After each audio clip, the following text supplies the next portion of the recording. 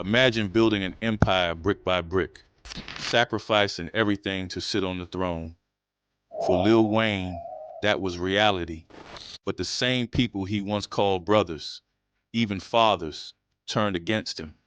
This is a story of betrayal, legacy, and scars. Today, we reveal the top 7 artists Lil Wayne hated the most. Some you'll expect, others will shock you. The first on the list of Lil Wayne's most hated artists is Jay-Z. Lil Wayne and Jay-Z never liked each other publicly. They were never best friends. They never shared that many stages. Their collaboration history was light, but underneath that absence was a rivalry that simmered in lines and interviews. Back in 2006, Jay-Z was president of Def Jam. He had just finished solidifying his comeback after briefly retiring. His label was signing stars and made a move that surprised a lot of people. He tried to sign Lil Wayne. According to Wayne, the offer came through Rockefeller and it was tempting, but he declined with outward jest. I'm better than Jay-Z, Wayne said in an interview. I'm 24 years old and I've already sold 10 million records. That quote rang like a bell through the industry. Nobody talked about Jay like that because he is a king. Jay was untouchable, the godfather. But Wayne didn't flinch. And from that moment, the atmosphere between them became different. Jay responded like only he could. On Kanye West's track HAM, Jay rapped, "Really, you got baby money." At first, it sounded like a throwaway line until people listened again. Baby was Birdman's nickname. And if you follow the money trail, Birdman and Wayne's empire was built on Wayne's shoulders. Jay wasn't just taking a dig at the label, he was mocking Wayne's position, calling him a junior, a little brother, someone whose money and power would never compare to the throne Jay had built. On the track It's Good, featuring Jadakiss and Drake, Wayne dropped one of the most direct subliminals of his career. Talking about baby money, I got your baby money. Kidnap your get that how much you love your lady money? It wasn't a playful jab, it was a shot to the heart. Not only did Wayne acknowledge Jay's line, he escalated it. He brought wives into the conversation, and in the unwritten rules of hip-hop, that move signaled war. Jay responded once again with grace laced in threat. On the track La Familia, he dropped a line that was simple but chilling. You must go and hide your whole family. What you think we wearing black for? The meaning was layered. The tone was cold. It was Jay reminding everyone that he could strike without ever raising his voice. Fans were divided. Some called Wayne reckless. Others admired the boldness.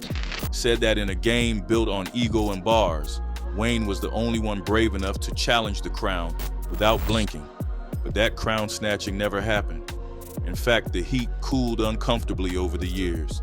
There was no handshake, no interview, squashing the beef.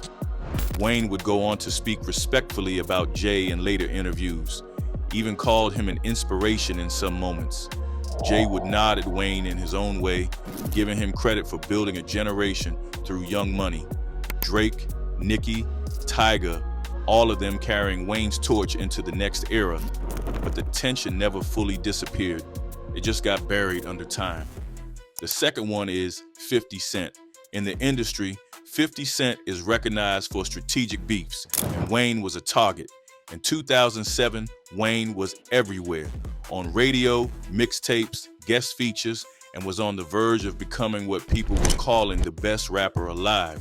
His voice was unavoidable, but not everyone was having it.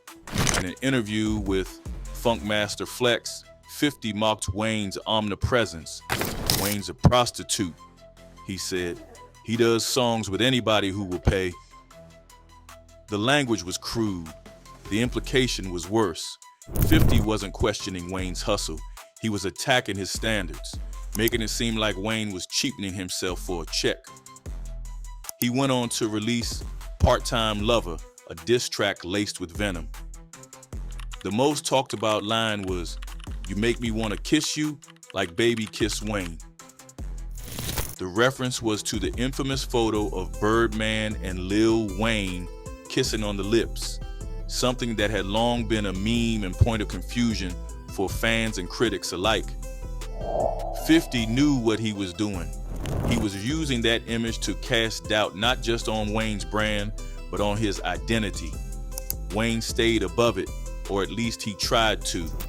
In interviews, he brushed off the shots, said things like, "That's crazy, I respect him." But in the studio, the gloves came off. Wayne started dropping verses with subtle shade. Tracks like Let's Talk Money and Louise Animal carried a different tone. He never said 50's name, but the metaphors were surgical. He referenced people who get mad at your grind, who hate that you work harder, who envy your position while pretending to be kings themselves. It was all coded, but fans who had been watching the tension unfold knew exactly who he meant. Still, 50 didn't let up. When MTV named Wayne the #1 rapper in 2008, 50 was asked to comment.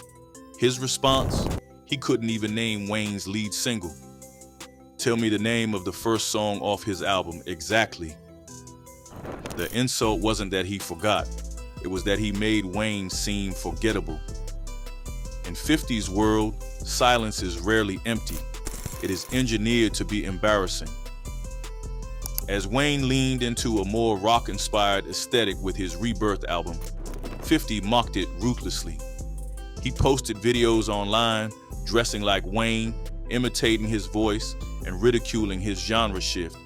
He called the album a joke, said it was weird, questioned Wayne's direction as an artist.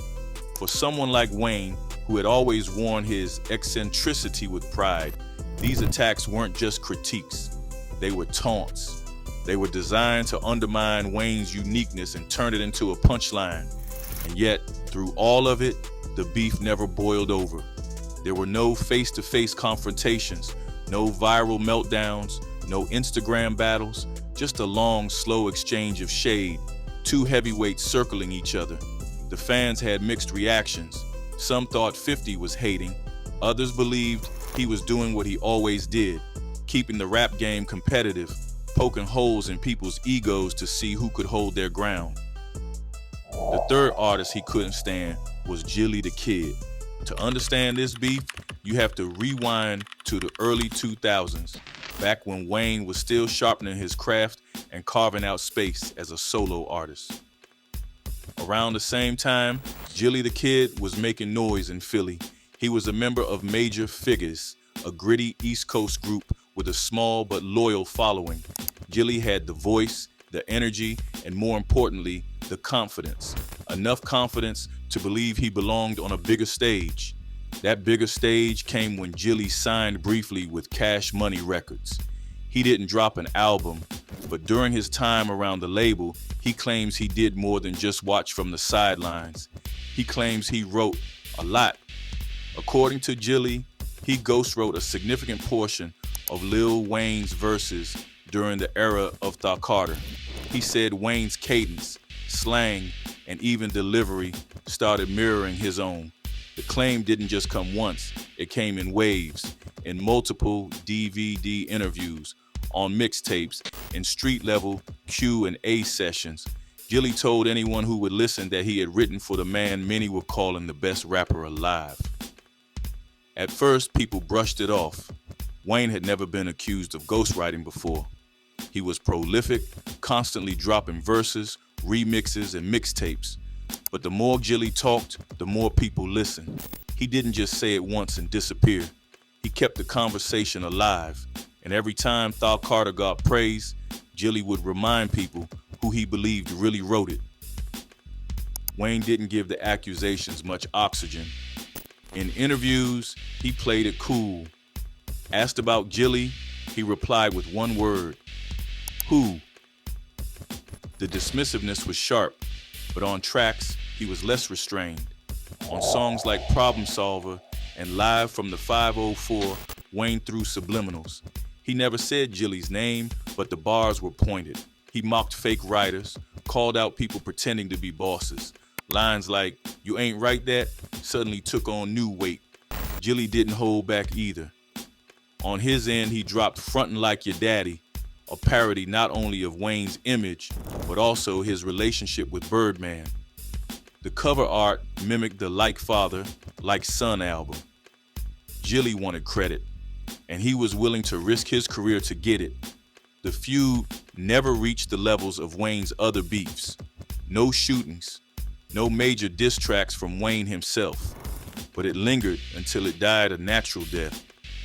However, bad blood between them remains. Hip-hop culture is built on authenticity, on the idea that what comes out of your mouth came from your own mind. A ghostwriting accusation is not a small thing. Even if it is denied, even if it is never proven, it sticks.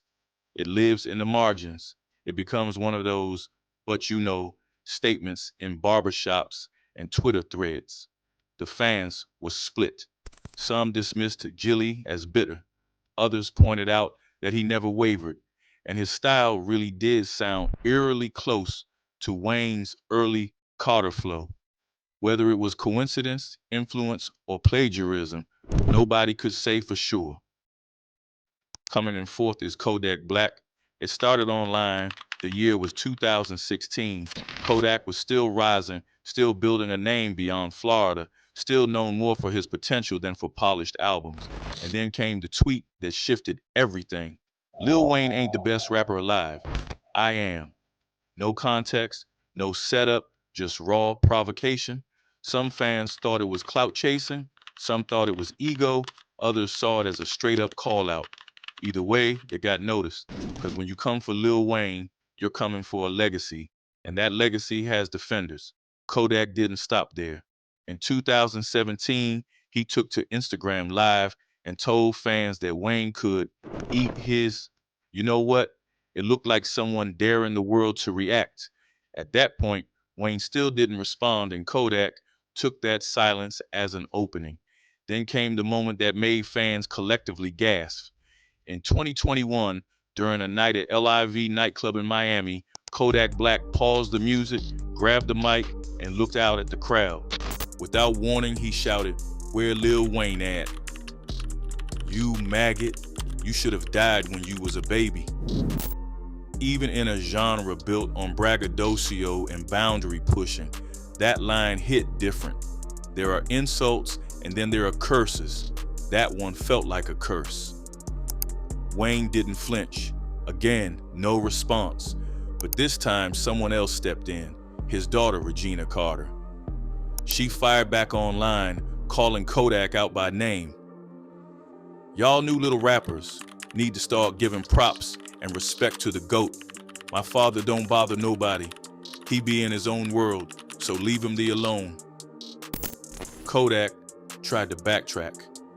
In another live stream, he said he wasn't talking about Wayne, claimed he wasn't aiming at Regina either. He said people were twisting his words, that the internet was blowing things out of proportion. But the video was already out there.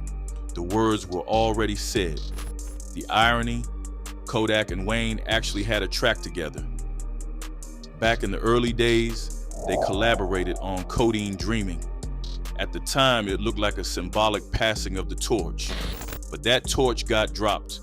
And by the time Kodak made that nightclub remark, that bridge was not just burned, it was incinerated.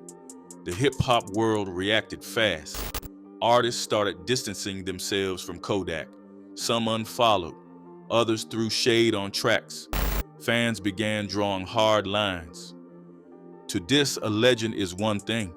To tell a man he should have died in infancy is something else entirely. But Kodak seemed to thrive on that chaos. For a while, controversy became part of his brand. He said wild things, got arrested, went viral for reasons that had nothing to do with music. And through all of it, Wayne remained unbothered because Kodak in Wayne's world no longer existed. At number 5 on this list, we have Young Thug. There's a strange kind of heartbreak that comes from being mimicked by someone who ends up trying to replace you. And for Lil Wayne, that's what the situation with Young Thug came to feel like. What began as admiration quickly soured into antagonism, and before long, what could have been a passive misunderstanding turned into one of the most disturbing chapters in Wayne's career. When Young Thug first hit the mainstream, people noticed something familiar.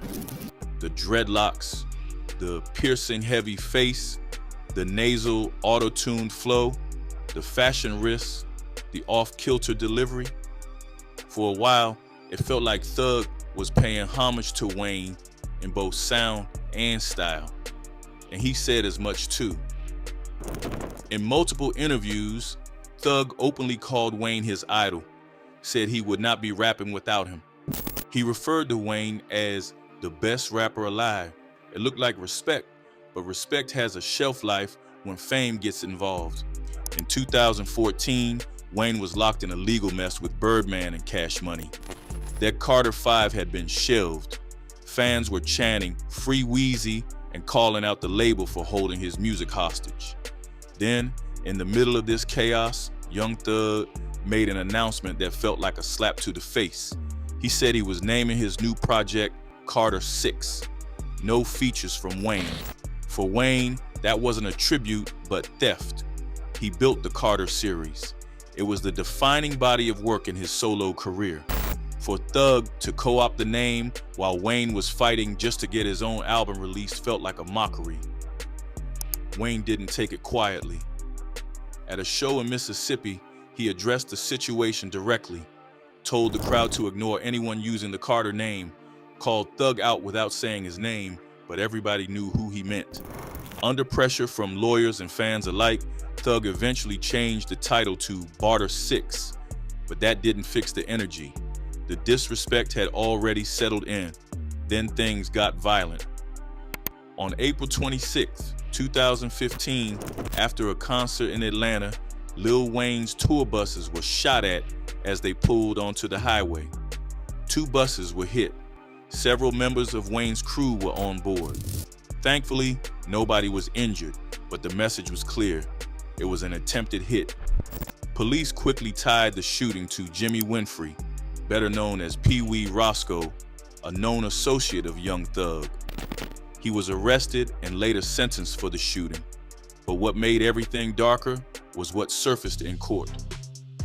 Phone records showed that Winfrey had placed calls to both Birdman and Thug around the time of the shooting. Prosecutors alleged that the shooting was planned in connection with the brewing tensions between Wayne and the 2 men. Birdman and Thug denied any involvement. No charges were filed against them, but the implication hung over the case like a fog. The 6th one is Birdman. To understand why the fallout between Birdman and Lil Wayne hurt so badly, you have to go all the way back. Wayne was just a kid when Brian Birdman Williams took him under his wing. Birdman discovered Wayne at just 11 years old, signed him to Cash Money, and treated him like blood. They didn't just work together, they moved like father and son. They called each other daddy and son in interviews, on records, even in casual speech. Wayne returned that loyalty 100-fold. He stayed with Cash Money while others left. When Juvenile and BG dipped, when Manny Fresh had issues with management, Wayne stuck it out. He became the face of the label. Then he built Young Money from scratch, introduced the world to Drake and Nicki Minaj, sold millions, put Cash Money on his back, and carried it through the 2000s. Every win the label had, Wayne had a fingerprint on it. So in 2014, when Wayne tweeted that he wanted off the label, it felt like the air got sucked out of hip-hop. It wasn't subtle. I want off this label and have nothing to do with these people. I am a prisoner, and so is my creativity. The tweet sounded like a scream for help. Behind the scenes, things were unraveling. Wayne claimed that Birdman had blocked the release of Thug Carter 5. He said royalties were being withheld. The album he had poured his soul into was being kept in a vault by the very man who once called him son. Wayne filed a $51 million lawsuit against Birdman and Cash Money. It wasn't just about money, it was about betrayal. and then the shooting of 2015 happened. The shooter was an associate of Young Thug and Birdman. During the investigation, prosecutors claimed that phone records linked Birdman to the shooter. Roscoe allegedly called Birdman right before and after the attack. While Birdman was never formally charged, the discovery ended whatever relationship they had. Birdman tried to patch things up. In 2016, at a party hosted by Drake, the two were spotted hugging. It looked hopeful. Then, in 2018, Birdman went on stage and offered a public apology to Wayne. "I knew this day was going to come, but I didn't know when," he said. "I'm sorry, bro. I apologize." He called Wayne the realist. But apologies don't always erase damage. Finally, the seventh artist that Lil Wayne hates is Pusha T. Back in the early 2000s, both Wayne and Pusha T were coming into their own. Pusha, alongside his brother Malice, formed the rap duo Clips, known for sharp bars and razor-sharp storytelling. They were backed by the Neptunes, Pharrell Williams, and Chad Hugo, whose production style was defining a generation. At the same time, Wayne was grinding through the ranks of Cash Money, shedding his Hot Boys image and finding his solo voice. At first, the two camps seemed like they could coexist. They even shared collaborators. Pharrell had done production for Cash Money. Baby and Clips were both buzzing. But soon, friction started to show. After a payment dispute, Pharrell cut ties with Cash Money. Then came the fashion. Wayne started wearing Bape and Billionaire Boys Club gear, brands Pharrell had put on the map. To some, it looked like love. To others, it looked like swagger jacking. Around this time, Clips dropped the track Mr. Me Too. The lyrics felt pointed. "Wanna know the time? Better clock us." No, it's bite the style from the shoes to the watches. Fans and bloggers took it as a shot at Wayne, even if Pusha never said his name. In a 2006 interview with Complex, Wayne fired back. "What happened to that boy? These clowns," he said, referencing Clips' own track title while brushing them off like they were nothing. In 2012, Pusha T retaliated. He dropped one of the most direct and chilling diss tracks of his career, Exodus 23:1. "Contract all fucked up. I guess that means you all fed up," he rapped, dissecting the tangled mess of Cash Money and Young Money's label politics. He followed that up with the line, "You signed to one nah, that signed to another nah, that's signed to three nahs," highlighting how many layers of control stood between Wayne and his own money. Wayne's response was instant, not through bars, but through Twitter. "Fuck Pusha T and anybody that love him," he tweeted. The venom was unmistakable. A few days later, he dropped Ghoulish, a diss track aimed directly at Pusha. It wasn't Wayne's best, even his own fans didn't love it, but the emotion in his delivery was raw. "He gonna duck when it hit," Wayne said. "Tell Pusha to keep my name out his mouth or have to headbutt him." It was personal, and that's what made it so unusual for Wayne. He's battled dozens of rappers over the years, but there was something about this one that seemed to dig deeper. Years later, when Pusha went to war with Drake in 2018, dropping the now legendary diss, The Story of Adidon, Wayne still stayed quiet. When Wayne is asked about Pusha T, his response is telling. On Drink Champs, he looked confused, said he had no idea why there was beef. "I swear to God, I don't know, man," he said. Maybe he was deflecting, maybe he meant it, but either way, the bitterness never fully left. Through all of this, Wayne never stopped. Through the lawsuits, betrayals, diss tracks, and disrespect, he kept showing up, dropping mixtapes, building Young Money, shaping the careers of Drake, Nicki, and so many others. They tried to rattle him, but they never knocked him off the throne. So now the question is yours. Was Kodak the most disrespectful?